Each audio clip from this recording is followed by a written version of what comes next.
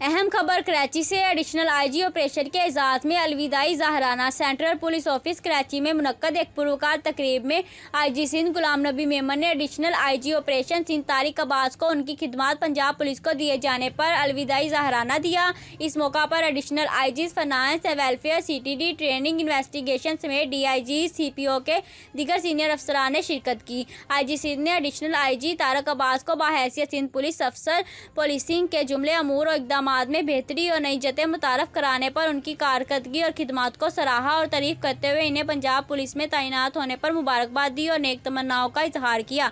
मजीद खबरों के लिए देखते रहें MIT न्यूज़ HD।